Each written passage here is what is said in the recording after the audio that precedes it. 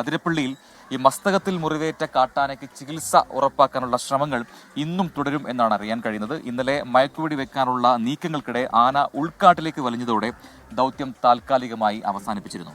ഇന്ന് നടക്കുന്ന തെരച്ചിലിൽ അനുകൂല സാഹചര്യമുണ്ടായാൽ ആനയ്ക്ക് ചികിത്സ നൽകാമെന്നാണ് വനം വകുപ്പ് അധികൃതരുടെ പ്രതീക്ഷ.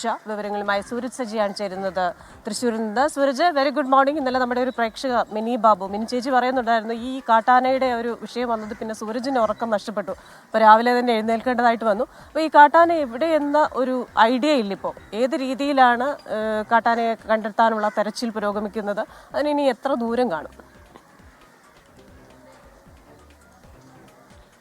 ക്രിസ്റ്റിന, അത് തന്നെയാണ് ഈ വനംവകുപ്പിനെ സംബന്ധിച്ചുള്ള ഏറ്റവും വലിയ പ്രതിസന്ധി. ഇന്നലെയാണ് ഈ കാട്ടാന ഉൾക്കാട്ടിലേക്ക് വലിയുന്നത്. ഇന്നലെ തന്നെ ആനയെ മയക്കുവെടി വെച്ച് ചികിത്സ ഉറപ്പാക്കാനുള്ള ഒരു നീക്കമായിരുന്നു നടത്തിയത്. പക്ഷേ ഈ ആന ഉൾക്കാട്ടിലേക്ക് വലിഞ്ഞതോടുകൂടി ഈ ചികിത്സ ഉറപ്പാക്കാൻ കഴിയാത്ത സാഹചര്യത്തിലേക്ക് കാര്യങ്ങൾ പോയി. അരുൺ സക്രിയയുടെ നേതൃത്വത്തിലുള്ള 20-അംഗ സംഘം ഇന്നലെ ചാലക്കുടിപ്പുഴയിലെ തുരുത്തിൽ ആന നിന്ന മേഖലയിലെത്തി ആനയെ പടക്കം പൊട്ടിച്ച് സമീപത്തെ പ്ലാന്റേഷനിലേക്ക് കയറ്റാൻ ശ്രമിക്കുന്നതിനിടയിലാണ് ആന ഈ പരിഭ്രാന്തിപ്പെട്ട് ഉൾക്കാട്ടിലേക്ക് വലിഞ്ഞത്. പിന്നീട് ഡ്രോൺ അടക്കം ഉപയോഗിച്ചുകൊണ്ട് ഈ വനത്തിന്റെ വിവിധ മേഖലകളിൽ തിരച്ചിൽ നടത്തിയെങ്കിലും ഈ ആനയെ കണ്ടെത്താനായില്ല.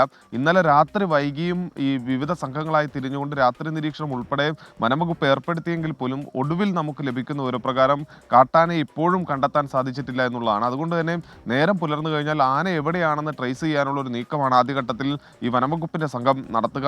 ആന ട്രേസിലായി കഴിഞ്ഞാൽ അല്ലെങ്കിൽ ആനയെ കണ്ടെത്താൻ കഴിഞ്ഞാൽ ഉടൻ തന്നെ 20-അംഗ ദൗത്യസംഘം മേഖലയിൽ എത്തുകയും ആനയെ മയക്കുവെടി വെച്ച് ചികിത്സ നടപ്പാക്കുകയും ചെയ്യും. എന്തായാലും ഇന്ന് ആനയെ കണ്ടെത്താൻ കഴിഞ്ഞില്ലെങ്കിൽ ഈ ദൗത്യം എങ്ങനെ മുന്നോട്ട് കൊണ്ടുപോകണം എന്ന അടക്കമുള്ള കാര്യങ്ങളിൽ കുറച്ചുകൂടി പുനരാലോചന ഉണ്ടാകും എന്നുള്ളതാണ് നമുക്ക് മനസ്സിലാക്കാൻ കഴിയുന്നത്. അങ്ങനെയെങ്കിൽ കുങ്കിയാനകളെ അടക്കം എത്തിച്ചുകൊണ്ടുള്ള ഒരു വലിയ ദൗത്യത്തിലേക്ക് ഒരുപക്ഷെ കടന്നേക്കും. രാവിലെ തന്നെ ആനയെ കണ്ടെത്താനുള്ള നീക്കത്തിലാണ് ഇപ്പോൾ വനംവകുപ്പുള്ളത്. ക്രിസ്റ്റിന, അതാണ് സൂരജ് സജി പങ്കുവെക്കുന്ന വിവരങ്ങൾ. എന്തായാലും ദൗത്യം തുടരുമെന്നാണ് അറിയിച്ചിരിക്കുന്നത്.